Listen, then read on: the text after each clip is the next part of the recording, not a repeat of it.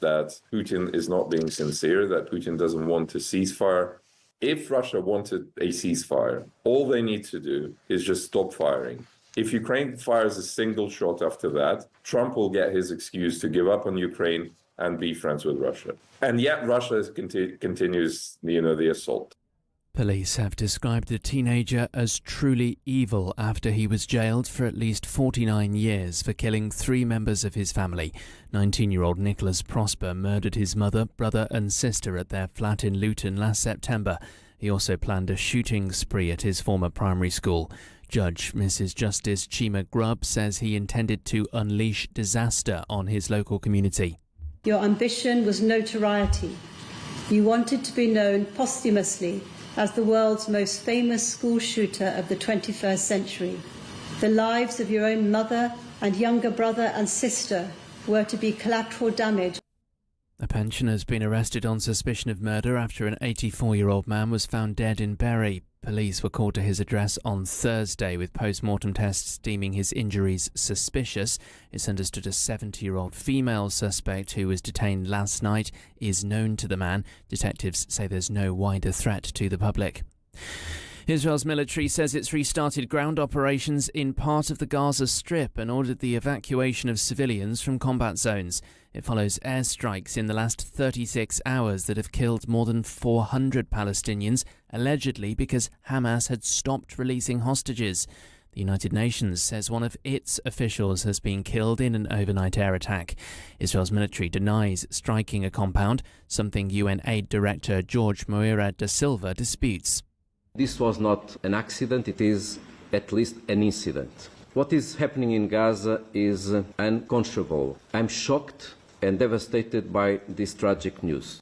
And Emma Raducanu's got back to winning ways at the Miami Open tennis. She breezed past Japan's Sayaka Ishii in straight sets 6-2, 6-1. British number 1 Katie Boulter is facing American Peyton Stearns. That game is just getting underway. Remember, our news podcasts are on the Times Radio app. Look for the Times News Briefing and the World in 10. Across the UK, on DAB digital radio, on the free Times Radio app, and via your smart speaker. John Pienaar on Times Radio Drive with NatWest Cushion. It is really good to have you with us here on Pienaar and Friends, and our good conversation in very good company, which tonight is Martina Bett, political correspondent at The Sun. Hello, Martina. Hello, John. Lovely to see you. And Mikey Smith back, of course, from the Mirror. Hello to you, Mikey. Hello. Now, I just want to say we are live now on YouTube, as well as, of course, on Times Radio, and you can listen in on your smart speaker. When you get inside the house, you have the choice. If you've got an Amazon, Google or Apple device, just ask it to play Times Radio, and we will be there with you in whatever form you choose. Let me first of all ask you, Mikey, for your thought for the day. My thought for the day comes from a story that I published on the Mirror a little earlier today that I think shows you that some people just can't help themselves. I am, of course, talking about Nigel Farage, who on Monday told members of his party and supporters that he was going to be away from London for a while because he'd be travelling up and down the country ahead of the local elections. Local elections, obviously, crucial for reform, possibly more than anyone else, because it's their chance to prove that they're sort of riding high in the polls isn't just hype, it's actually going to turn into seats. Votes and seats. So when he wasn't at PMQs today, he wasn't sitting with the rest of the Reform MPs at PMQs today, you might have thought, maybe he started his big jaunt around the country early. Maybe he's already knocking on doors. No, he's in Florida. He's in Florida raising money for Donald Trump. He is, tomorrow night, the headliner at the Disruptors Dinner, which is being run by the Republican Party of Florida in Tallahassee, where the cheapest seat is $450. Right, he's multitasking He's again. multitasking. It's just a really interesting thing that, this is his shot. If he doesn't get the seats he needs in the local elections, then he can't say, we're the next party of government. We're number one. And yet he can't bring himself to not go to Florida to help out his old man. My word, a well-travelled man. Martina, thought for the day. My thought of the day is how much times have changed when it comes to the military. I was talking to a contact earlier this week, and I was thinking about it today. Basically, after World War II, pretty much everyone knew or had close relationship with someone who was in the military or served in the armed forces. Now, the stats are pretty starking. I think it's 1 in 8 or 1 in 10. And I think that connection has completely faded. And it raises questions in terms of retention and recruitment in the armed forces, which is a big problem at the moment. And, the military used to be something that was so close to us, yes. And now it's just something far away that people might be reading in the news, and younger people are no longer attached to them. Yes. And I think it's a big problem. It is a big problem, and potentially a seriously big problem when you look at the mood that's underway at the moment for Britain and the other countries of Europe in particular to get ready to stand on their own feet when it comes to defending themselves against the threat, in particular from Vladimir Putin. Poland, for example, is looking at mobilising people behind a national service scheme, and they're not the only one. I mean, in Germany, they're looking at, yesterday the Bundestag voted through a package of a plan which would allow Germany to change its borrowing rules entirely. It can borrow €1 trillion or more. I think the limit is actually infinity, and spend that money on defence.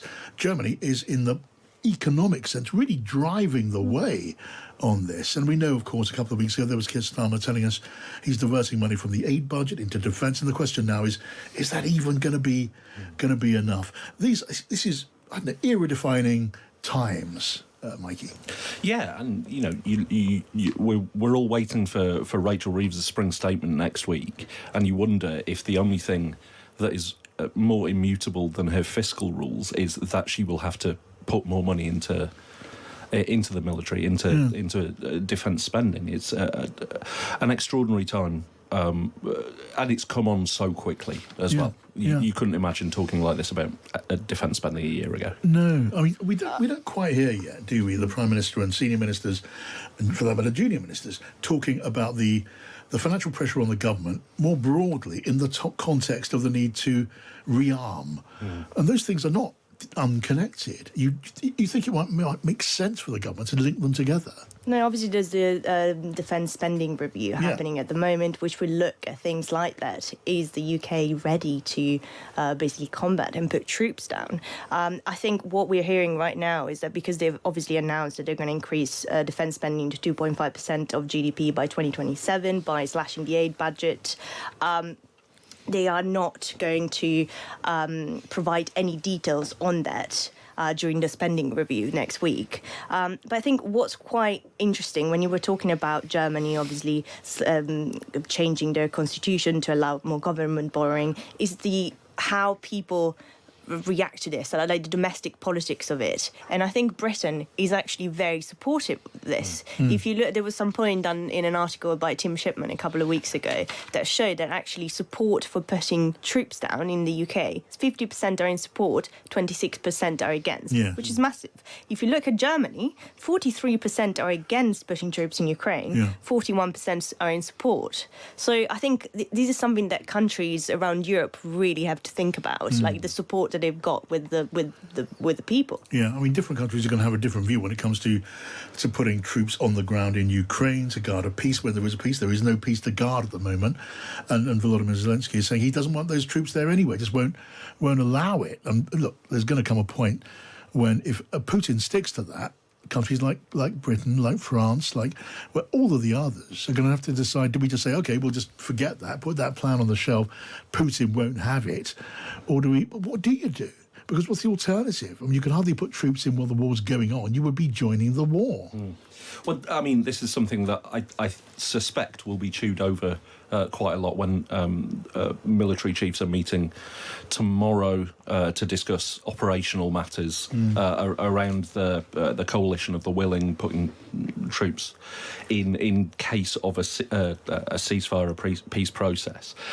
I imagine that won't be the only thing they're talking about. I imagine that there will be other scenarios discussed. I put this to Number 10 earlier, and they didn't rule it out. They said it wouldn't be the focus. More specifically, what are you talking about here? Other scenarios. The plan B, perhaps, if we don't see a ceasefire, if Putin doesn't amazingly come to his senses. Yeah. And what do you have when you're probing for Plan B? What is the Plan B you're trying to extract? Well, I don't know.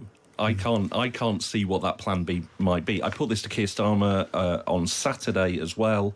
I asked him what Plan B was, and he said, "Whatever happens, we're going to put Ukraine in the strongest possible position," which is what he always says. I would say that the reason why they can't think of a Plan B, and I'm not sure they would discuss it tomorrow, is because the Plan B is very much in Donald Trump's hands. He's got the power to sort of, increase military aid to Ukraine and increase sanctions on Russia and really put the pressure on Putin to come to the table.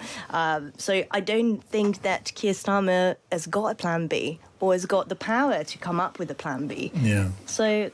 Well, look, in the meantime, there's still Plan A, which has still got some way to run. And while Putin is saying, look, no to a ceasefire, he's not saying no. He's saying, I'm all for a ceasefire. Just here are the conditions which you can't possibly meet. So the war goes on. And while that does go on, well, Plan A is still in play. And Plan A at this moment, or the extension of Plan A as it's been, is to keep on supplying Ukraine with the weapons that it needs, keep on giving them the aid that they need. And as of right now, America is back in the frame, giving them aid too. So Plan A is still in play. But as for the next stage, it's between Putin and Trump, very literally, in their sort of tete-a-tete. But with the rest of us can just have to wait. Yeah, absolutely. And, as you mentioned, we know that Putin has got some red lines, and I really cannot see how we can overcome those, because some of them are no, as you said, military aid to Ukraine, the Ukrainian army needs to be completely disarmed, no peacekeeping troops in Ukraine as well. So how are we going to get to a position where he agrees to these things? Yeah. When I just can't see a place where we're there yet, or like in the near future, if I'm honest. Yeah, well, Putin, if he's going to come to the table, he's going to have to admit that Ukraine is a real country, which he isn't going to do. This has been the whole. This has been the whole idea backing his right to invade, is that Ukraine is not a proper country. It was arbitrarily carved up by the Soviets many years ago, and he doesn't recognise its sovereignty. Yeah, the barriers look almost as high as ever. I mean, there are talks going on. I mean, not at the same table, but there are talks going on. And we hear today from Steve Witkoff, the President Putin's envoy, saying we may be just a couple of weeks away from a ceasefire deal. But how on earth does that become true from where we are just at the moment? And there was Caroline Leavitt, we heard her here on the programme, in the last hour, saying the prospects for peace have never been brighter. Well, you could have fooled me. Look, if we're baffled by this, how must they be feeling in Kyiv? That's not quite a rhetorical question, because in a moment we're going to get on the line. We're going to get our frequent visitor from Kyiv, Kira Rudik, who's a Ukrainian MP and the leader of the Holos Party of Ukraine. Always good to talk to you, Kira. You're listening to John Pienaar with Pienaar and Friends on Times Radio in association with NatWest Cushion, making workplace pensions and savings easier. Search NatWest Cushion to find out more. They say money never...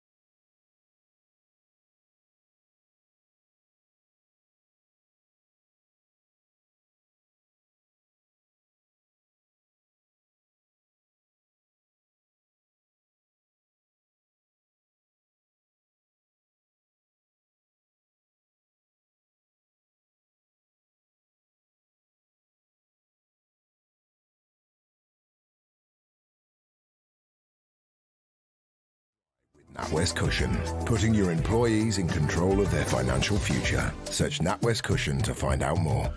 Here with me on Pienaar and Friends, Mikey Smith from the Mirror and Martina from the Sun. And very happy to say we've been joined now live on the line from Kyiv, Kira Rudik, the Ukrainian MP, who's leader of the Holos Party of Ukraine. Kira, always welcome. Good to have you here. Thank you so much for having me, John. Kira, tell me then, and a big welcome to you, Kira. You've been watching the way that things have been going today and yesterday. There was that Putin-Trump telephone call today. Volodymyr Zelensky, your president, was brought into the loop to whatever extent. Certainly the tone was much more positive, it seems, in that conversation between President Zelensky and President Trump. But not a whole lot of progress to be discerned in all of that. How are you feeling about it all, Kira? You know, John, it all is very surreal because yesterday I was just getting onto the interviews about the call with Putin and Trump. And exactly when we were hearing these very positive assurances that Putin have agreed to certain kind of ceasefire, there was attack on Kyiv right at that time. And during the night, there was more than 100 drones going onto our peaceful cities. So I was trying to explain to people that, like, the reality, what is happening, we are under attack, same way as we are almost every night. And whatever President Trump believes and whatever Putin says has like zero relations with the reality. It's the best wishful thinking. The worst is an attempt to just to fool the American president that Russia would stop, because they did not. And I'm not aware in full what did President Trump tell President Zelensky, but I'm sure that President Zelensky understands that Putin is not stopped by words. We have not seen that happening before. Yeah, there was this curious disconnection between what people are saying and what seems to be happening on the ground in Ukraine, between the sort of optimistic talk of reaching a deal on a ceasefire and Volodymyr Putin putting up conditions for a ceasefire which you think cannot be met. It is, as you say, Kira, surreal. I mean, I guess what's your best hope now that Donald Trump changes his tone, changes his tactics, changes his whole direction and starts leaning hard on Putin? That's got to be your main hope.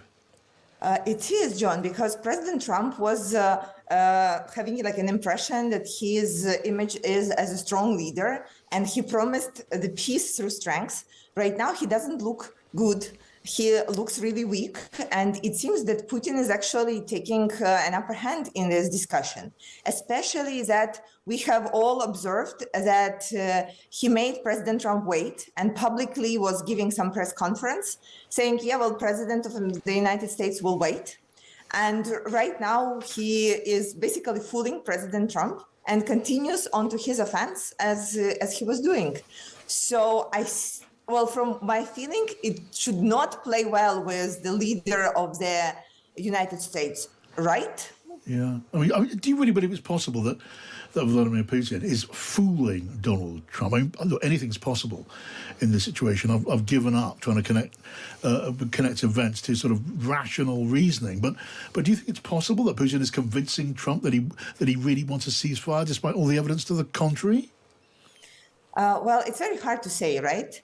I think we need to be talking about the results. And the first question about the results is both President Trump and Putin can say, oh, there is a ceasefire. But there are like an enormous amount of evidence that it is not. And the more we go, the more evidence there would be. So they will have to deal with that. And then there will be a question on how President Trump would react to that. And even if there is a ceasefire, how would you assure it? Like, how would physically or politically or like legally you assure that there are no drones coming into our cities every night? Yeah. I honestly don't know what would be the proper way of doing it. Yeah, and we do know that Vladimir Putin is saying, look, no way to a multinational force of willing nations, Britain, France and others, to guard the ceasefire. He would see that as, in effect, a NATO involvement, a NATO incursion. Can we just have a listen to this? Because we were hearing earlier on from the president's spokeswoman, Caroline Leavitt, and she threw this into the mix, referring back to those telephone conversations between Zelensky and Trump. Zelensky was grateful for the president's leadership in this effort and reiterated his willingness to adopt a full ceasefire. President Trump also discussed Ukraine's electrical supply and nuclear power plants. He said that the United States could be very helpful in running those plants with its electricity and utility expertise. American ownership of those plants would be the best protection for that infrastructure and support for Ukrainian energy infrastructure. President Zelensky also thanked President Trump for continuing to push humanitarian. So there it was, Kira. I mean, just chucking into the mix almost, it seemed to us, almost randomly, the idea of America not just buying into as it wants to, getting control of mineral rights in Ukraine, but taking over control and ownership of power plants. And I'm going to get the thoughts of Mikey and Martina on that in a moment. What can one say about that? Well, John, it's very hard to comment on this. It's coming out of the blue. But let me tell you this as a fact. In 2022, we had many different American businesses here on the ground in Ukraine. We had American embassy, and I remember how American embassy was evacuating when Putin started full-scale invasion. So we know for a fact that neither having American-owned businesses nor having American presence here is protection enough, both for Kiev, for infrastructure, for anything. And I wonder what has changed since that time in a position of President Trump and the allies that, okay, if the ownership is there and Putin somehow attacks these energy infrastructure points, then the United States are going to go to war with Russia. I have serious doubts about that. And it sounds like just yet another idea that is being thrown. However, it is not well thought, I think, and it cannot be executed. We already have seen this with the ceasefire idea, which is ideally is a good idea, but then if you don't know how to enforce it and how to actually check it, then it would never work. Same way with this idea of the ownership. I don't think that anybody could answer the questions going deeper, like what would happen with the current owners? Yeah. Then, yes. You know, perfectly reasonable question. It's just the first question that a normal person would ask, right? We are still a democratic country. We come with the rule of law. This is what we are fighting for. So these ideas, I think, it's trying just to get away with the only one working thing that we have seen throughout the last 3 years. Please arm Ukraine to the teeth so we can defend ourselves against Putin's attack. We have seen it working. We know how much of which kind of military aid we need. We have an army that is fighting and willing to fight. We know how to defend ourselves, and we have shown you all kinds of the proofs. Why are we trying to find this magic pill when there is an obvious way of going forward? Yeah, I mean, Kira there, Mikey and Martina. Kira baffled. Who could be surprised by Kira being baffled? Because I can see our jaws are practically still hanging open at the idea of America taking ownership and control of power plants in Ukraine. Presumably, the White House is talking about doing this during a ceasefire, after a ceasefire, when there's peace, although I take nothing for granted anymore. And what do you think about this, Martin? I just do not understand what's in it for the US president, because we know that Donald Trump is a very transactional person, right? So what's in it for him to own energy infrastructure in Ukraine? And also there's many questions about this. For instance, what does American ownership mean? Does it mean the US government? Does it mean US corporations? So I look forward to hearing a bit more details on what she meant. That's a wonderful bit of understatement there. Look forward to getting more details. Speaking in something like a complete vacuum. Mikey. But it's a running theme with whenever Donald Trump speaks to someone about this, there's always got to be an element of it that's what's in it for either him or America. So the Fox News interview he did with Laura Ingraham last night, there was a bit where he talked about how him and Putin talked about increasing trade with Russia, presumably dropping a lot of sanctions in order to do so. Yeah. And there was a bit about starting ice hockey games up. Yeah. And there's always got to be something in return for his getting involved, getting his hands dirty in trying to get this sorted. And I think there was discussion of rare earth minerals on the Russian side as well. Yes. So Martina's right, he's transactional in as much as there's got to be something in it for him. Yeah, I've got to get Kira's reaction on that thought. By the way, we've been talking about it on and off in the course of the programme this afternoon. I mean, Kira, look, we know, of course, Russia doesn't just want to have more normal relations, especially, of course, business and financial relations. But Donald Trump at times seems to be really quite sympathetic to the idea of letting that happen. And then we get this line, Kira, after the conversation between President Trump and President Putin. They talked about an ice hockey game between Ukraine and the United States. Again, what do you make of that, Kira?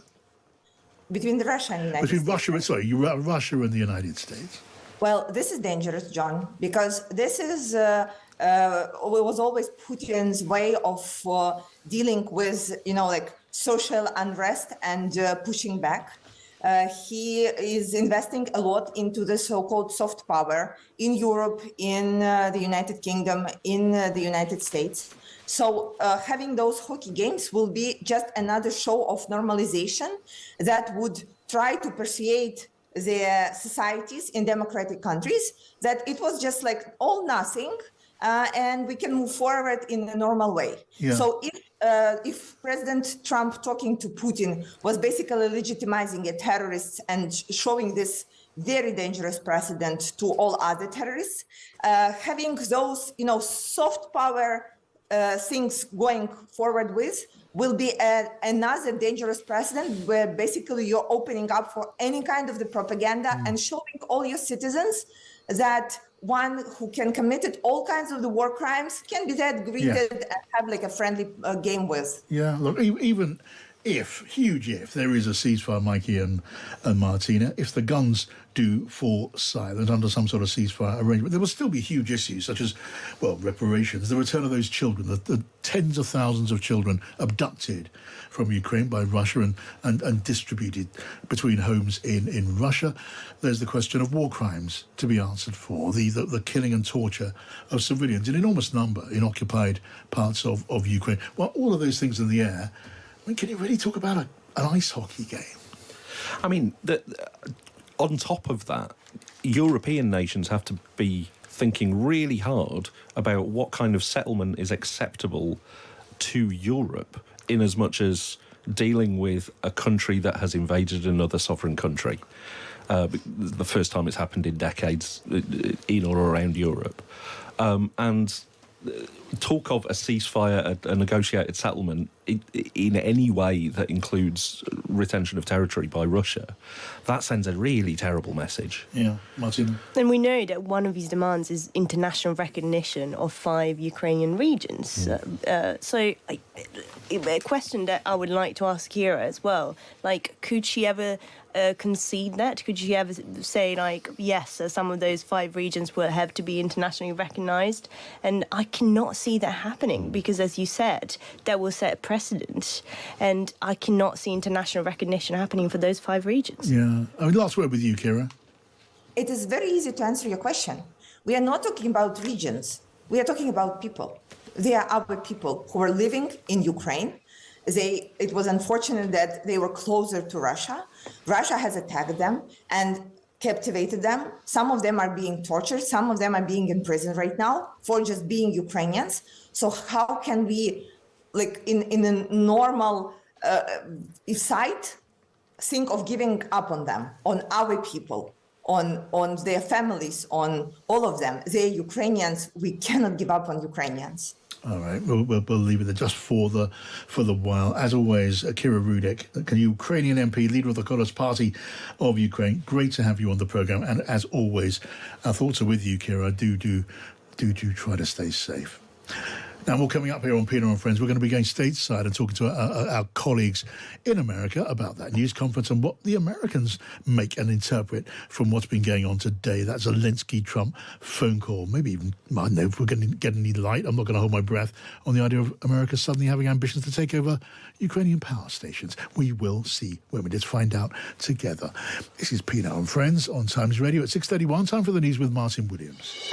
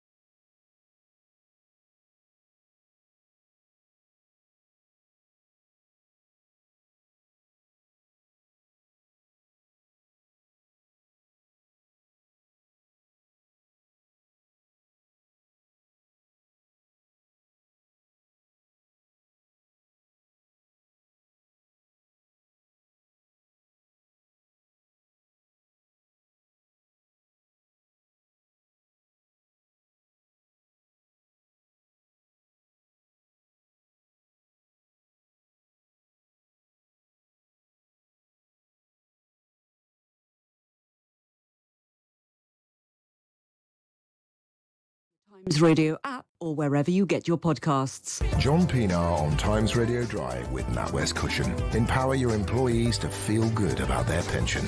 Search NatWest Cushion today. Capital at risk. You're listening to John Pienaar on Pienaar Friends with Mikey Smith and Martina Bett. And Kate Borsay's here. Tell us about a story at 7 o'clock when she takes over. Hiya, John. Plenty that's moved this afternoon, as you've been reporting on the call between President Zelensky and Donald Trump, and the two different readouts of that, what the USA says has happened and Ukraine, and much more similarities than we had last night between the Russian readout and the American readout. But one thing that really interests me is that the American side, according to Zelensky, has proposed an unconditional ceasefire on the front line. Ukraine has accepted this proposal and they are working to make it happen. That in the words of the Ukrainian readout of that call. And that is really significant because it puts President Zelensky and America on one track, and it similarly puts Russia on another. We know that the big headline is that Ukraine is ready to immediately implement limited energy and a limited energy and infrastructure ceasefire, but they are also very happy and ready to work towards a more fuller ceasefire, a frontline ceasefire. I think that was clear after the Jeddah talks there, wasn't it? Possibly, but I think what's interesting is that they've gone back to that after last night's call between Trump and Putin, where Putin only agreed to stop airstrikes of energy. Putin is still a mile away. Infrastructure, but where the USA are currently is that they are very clearly still having one discussion with Ukraine and another with Russia. And it means that there is still two different dialogues going on. I've been speaking to Sergei Markov, who's a former advisor to Vladimir Putin, a supporter of him. And I asked him whether Russia would match that. Would they work towards a ceasefire on the ground, a temporary ceasefire on the ground? Absolutely not, he said, because all that'll happen is that the European allies of Ukraine will rearm them and they'll come back stronger. And of course, we can say the same thing to Russia as well, can't we? Indeed. Trying to get to the bottom of it tonight, John. Yeah, Putin, well, good luck with that. Putin not really giving an inch so far, but looking forward to your show from 7. Kate Borsay. Now, look, let's just go back to that point that we're talking about there, about the interpretation of things from the Russian point of view and from the American and, of course, the Ukrainian point of view. Still a mile apart. At the news briefing a little bit earlier on this evening, the Prime Minister's spokeswoman was asked about the difference between those readouts between the Kremlin and the White House. She had this to say. I just provided a very lengthy readout of the call that was provided by the Secretary of State and the National Security Advisor. And now we have moved beyond the economic minerals deal. We are at a place of peace. We're at a partial ceasefire, and we're moving towards a full ceasefire and a long-standing peace in this conflict. And that's great news for the American public. The Kremlin readout mentioned that Trump and Putin spoke about potential U.S.-Russia hockey games. And the Kremlin readout also said that Russia wanted the U.S. to stop U.S. intelligence and U.S. funding to Ukraine. The president has said that conversation did not happen. Just wondering if you can get us any more clarity on that. And also, again, if it's energy infrastructure or if it's energy and infrastructure, because I think there is a big difference between that. Again, as for the readouts of the call, I would defer you to ours. And when it comes to the topic of hockey, it did come up. However, we're more interested in securing a peace deal than scheduling hockey games right now. Okay, Karen, make of that what you wish. I wouldn't call it clarity, but it's more words from the White House. Let's talk to Harriet Alexander, who's on the line, the senior US correspondent for the Times. Hello to you, Harriet. Hello, John. Hi. Hi. Well, I mean, I suppose when you put it all together, the facts as we know it, the statements that we're being given, it's about as clear as mud, isn't it? Yes, and gosh, you could argue, couldn't you? But that's how both Trump and Putin like it. They like to keep people on their toes. They like to have everybody talking about them, for sure. Certainly, it's a dangerous game to play with Vladimir Putin because he seems to have secured a Ukrainian agreement to stop attacking Russian energy infrastructure, which is something that he very much wanted. But Donald Trump has not got this 30-day ceasefire that he wanted, a complete ceasefire. Yeah. So it's certainly not a complete win for him. And even the idea of a temporary ceasefire when it comes to energy sites. I mean, energy sites in Ukraine were attacked right after we were told that President Putin had ordered them not to take place. Right. I mean, it does somewhat reinforce Zelensky's point, doesn't it, that he made actually in the White House. Of course, if you remember, this is what sparked all of the drama with J.D. Vance. But J.D. Vance was saying this is the moment for diplomacy. And Zelensky said to Vance quite pointedly, what diplomacy are you talking about? Yeah. We've had these agreements with Putin before, and he can't be trusted to keep them. Yeah, I mean, there was Caroline Levitt, the president's spokesperson, just talking about us being in a place of peace. Well, you could have fooled Ukraine that we're in a place of peace. There's no reason, Harriet, why you should be more easily able to answer this question than anyone else. But this was Caroline Levitt speaking a little bit earlier on, throwing in the idea of America, well, quite fancying the idea of owning Ukrainian power stations. Can we have a listen to that? His willingness to adopt a full ceasefire. President Trump also discussed Ukraine's electrical supply and nuclear power plants. He said that the United States could be very helpful in running those plants with its electricity and utility expertise. American ownership of those plants would be the best protection for that infrastructure and support for Ukrainian energy infrastructure. President Zelensky also thanked President Trump for continuing to push humanitarian concerns, including. So that was the thrust of it. Harriet, I mean, I do not expect you to necessarily know what that was all about, but there she was, the president's spokesman, raising the idea that America could take ownership of Ukrainian power plants. Ownership, not just control, although control would be curious enough, but ownership as well, in the context of security. I mean, did you see that coming? Have you a clue what she was talking about? Well, I suppose, we know that Donald Trump likes the concept of ownership, doesn't he? Ownership of Canada, ownership of the Panama Canal, ownership of Gaza, which is, great real estate. That's the way that he thinks. So perhaps we shouldn't be so surprised by this. I mean, certainly Ukraine and its European allies would have plenty to say about this. But I imagine that maybe in Donald Trump's mind, it is just an extension of what he's already said, which is having US personnel working in extracting these rare earths, that will be some form of security guarantee. So I suppose for Donald Trump, having US personnel working in the energy infrastructure, for example, in the Zaporizhzhia nuclear plant, Trump could see this as a sort of a win-win, but it's unclear whether the Ukrainians would feel that way. Yeah, I quite understand why you're saying we shouldn't be surprised, but you'll forgive me if I am surprised over and over again, every day. Mikey Smith and Martina Better here with us. Martina.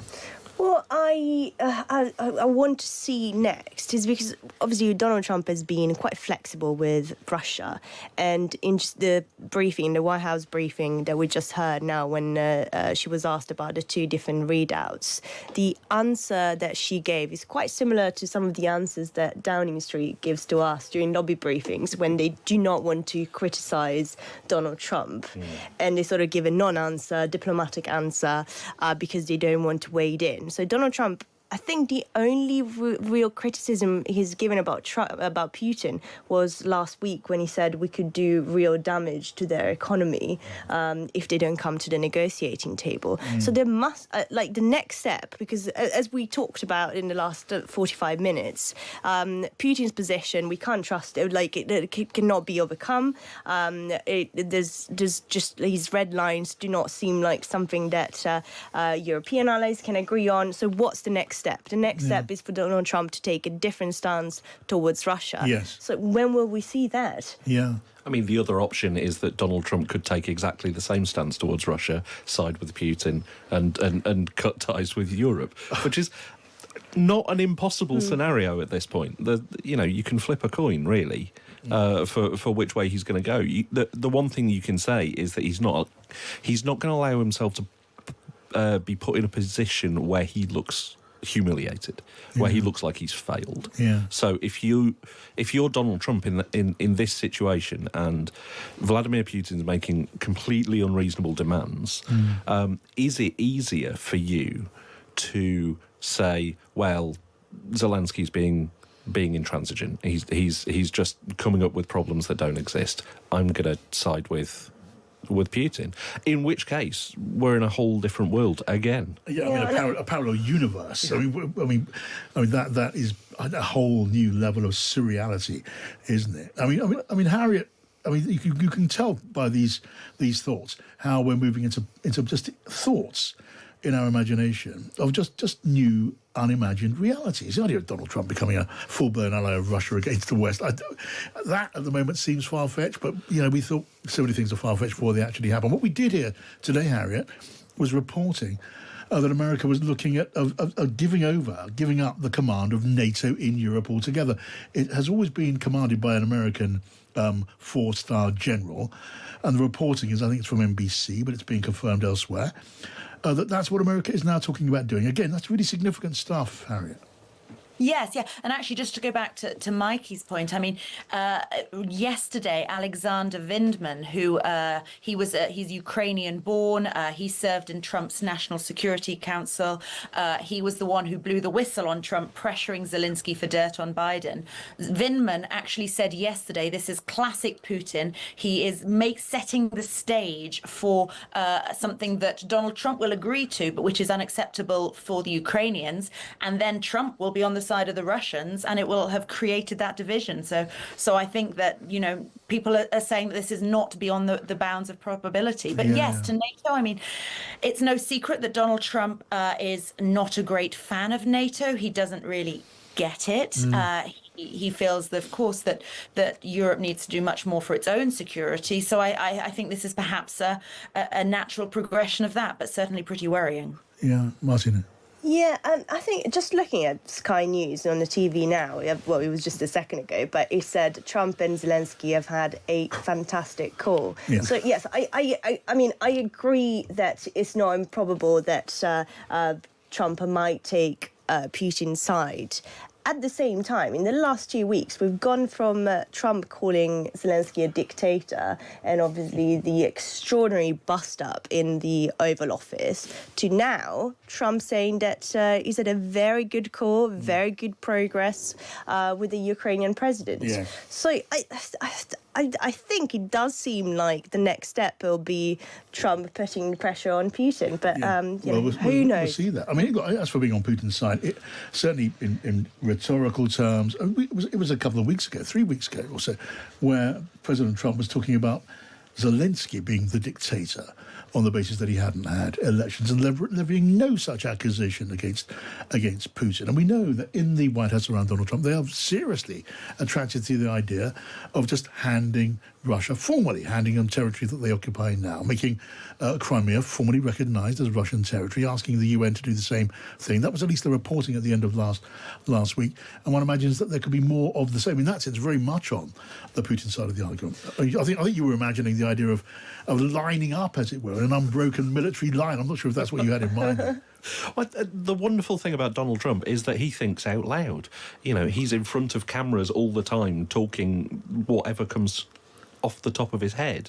And he has, as you say, many, many times spoken about how, Russia's fought really hard for that territory. They've spilled a lot of blood for that territory, suggesting that maybe they should be allowed to keep it. I think you can pretty much take a lot of what Donald Trump says at face value. Yes. Same can't be said for Vladimir Putin. Yeah. OK, well, it's great to get your thoughts on that, Harriet. We'll let you go now, but do come back and talk to us again, because you can bet your bottom dollar there'll be a lot to talk about before too very long. I mean, things are so free. Well, at the moment, the chair of the American Federal Reserve is talking about uncertainty being at an unusually elevated level. Well, some would say that's putting it really, really mildly. You're listening to Pienaar and Friends on Times Radio in association with NatWest Cushion, putting your employees in control of their financial future. Search NatWest Cushion to find out more. Early breakfast.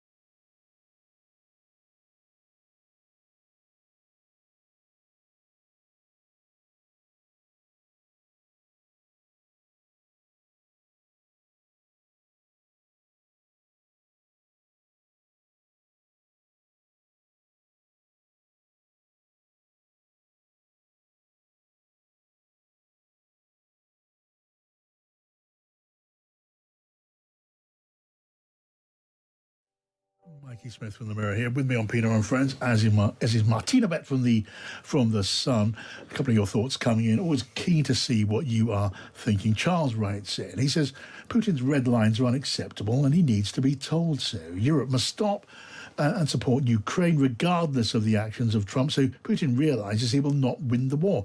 Instead, he must withdraw and peacekeepers, European or otherwise, go into eastern Ukraine. No demilitarised zones, no cutting off of support. In fact, the exact opposite. This is Europe's one chance to stand tall. Charles's view there. And Philip writes in, John, you struggled valiantly to discover some logic behind the bizarre machinations of Donald Trump. It will drive you mad. Philip's thought there, writing in from Lakeville, Minnesota. Great to have your thoughts there from the other side of the Atlantic, Philip. At this point, before we move on, of the president apparently raising the idea of taking over control and ownership of Ukraine's power plants hasn't been much picked up anywhere, as I can see by colleagues in the media or on social media. I'd say that we imagined it, Mikey, but we didn't. No, it's definitely there. I got the email from the White House with the unusually lengthy readout. I think it probably in response to people complaining that the White House's readout of the Putin call was markedly different from the Russian call. Yeah. They've gone into an unusual level of detail for a White House readout, and it's all there. I see a couple of outlets, but international outlets. The Kyiv Independent has reported on it, but not our colleagues from here. And what's the Kyiv Independent saying? Trump suggests... Oh, no, this is Coast reporter. Trump suggests to Zelensky that the US should take ownership of Ukrainian power plants. Zelensky, just a normal day, just another line. I want to bring it home for a moment now and look at our own politics, because there is a lot going on just down the road at Westminster, guys. And the big story, which would be, I suppose, we'd be discussing in enormous detail if we didn't have so much else to share with our listeners, is the welfare reforms that we heard about earlier on from Liz Kendall, the Work and Pensions Secretary, trying to save, north of £5 billion on changing the incapacity benefit and sickness benefit system, and a good deal of unhappiness about him among Labour MPs. The scale of that's still not clear, but more and more rumbles are becoming heard, Martina. Yes, I think the Prime Minister can be quite confident it has gone down pretty well. Right. Now, the impact assessment is not out. They will publish it along the spring statement, so the actual impact of these measures will become more clear. Right now, we've got lots of think tanks, charities coming up with their own assessments of how many people will be impacted. But, even at PMQs today, we just had Diane Abbott, the mother of the House, raising concerns. She said that there's no moral case for these cuts, and they can't balance, the Treasury cannot balance the books on the backs of the vulnerable. But I think she was the only one, really, who raised it. I think Colin Eastwood also had a couple of comments, raised a couple of concerns. But I cannot see this. We were talking. I think the Telegraph was talking about 80 MPs that were ready to rebel. I cannot see that happening. Yeah. So I think he can be pretty pleased with how it went and how it was received. Think? Mikey, you stay in very close touch with the Labour MPs. I mean, the voices that have been raised have pretty much been from the left of the party, mostly those that the whips and ministers like to think of as the usual suspects. I mean, is there a great well of unhappiness there waiting to burst like a broken dam? I think the MPs who have raised concerns have been the ones they've expected to raise concerns. Yeah. I don't think they've necessarily been expecting them to be quite so angry about it. Colin Eastwood, I was quite surprised at how sort of forthright he was at PMQs. People aren't afraid to bring it up in the chamber, and there's been a couple of surprises of people who've come out and said they're going to vote against it. I think the problem that Labour has with this is that if you take out the changes to personal independence payments, the changes to eligibility, which is where they're going to save the £5 billion. Right. If you take that out of it, the package is actually a really progressive package. It's going to put things in place that help people into work who can work, rather than, the intention of it is so people don't get trapped on benefits, so it's never people are never better off on benefits than they would be if they went into work. That sort of thing. But it's not being done as a... So when the Conservative Party did all this, it was always a basic matter of fairness, and it was, pitting the people who were on benefits with the people who were not on benefits. That's not the approach that Liz Kendall has taken with quite a lot of this. And I imagine that the bulk of these policies have been quite a long time in preparation. And I suspect the $5 billion savings are a relatively recent addition from the Treasury. Right. Why do we not know what the impact's going to be? Why has there been no impact assessment, as it's called, of just who's going to be hit and to what extent and what it's going to save? I think Stephen Timms this morning said it was because of market reasons, but I don't really understand why. There's no reason why they didn't provide the impact assessment. I think they just want to kick the can down the road, to be honest, and just hope that the rebellion will be, further down the line. And when you've got a majority of 170 in the House of Commons, you can do pretty much almost anything you want. But of course, they won't be entirely comfortable about the idea of the atmosphere souring among MPs because, credit in the bank, it's a valuable thing, even when you think you've got the numbers. And as I say, the strength of feeling among the so-called usual suspects is higher and more angry, I think, than they expected. There are a lot of people in the Labour Party who are coming out in support of these changes. Right. I've had texts from MPs who are like, well, actually, family member of mine was written off when something happened to them to damage their health and was told they could never work again, and they could have done, and it was not the right way of dealing with it. So there are.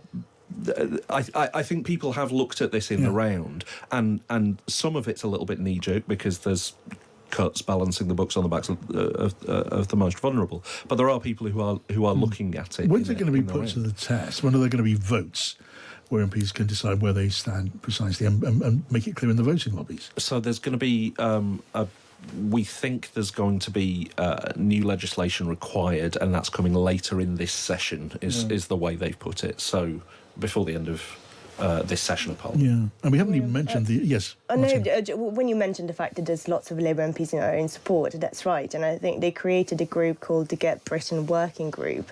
And I think when they published the letter last week, which was ahead of the announcement, there were 40 MPs that had signed this letter saying that they've got a moral case to do something about this. And the guy who set it up, David Pinto-Dushinsky, Labour MP, who's part of the DWP committee, actually said that since then, lots and lots of other Labour MPs have decided that they want to sign it and support the group, because I think another something that someone in government told me is that in terms of the rebellion, the fact that Keir Starmer made it clear with the two-child benefit cap when he took the whip away, those 7 MPs, really scared MPs off. They told me that was a really important moment because now MPs are just not going to rebel in the same way. So we'll see. Yeah, it's the old sort of Street Fighters maxim, hit first and hit hard. make your point. Maybe it just seems to have worked. Anyway, that's all we can talk about for tonight because time has caught up with us. Mikey Smith and Martina, but thank you so much for joining us. Lovely to see you here. Thank you for listening to the show this evening. Thanks to Ollie Cole, our producer, and our technical operator, Isaac Marley, whose mum was listening in too. So a big hug to Isaac's mum. Your boy is doing a fantastic job, Isaac's mum. Hug from me too. I'm going to be back tomorrow at 4. Kate Boss is up next, and this is Times Radio.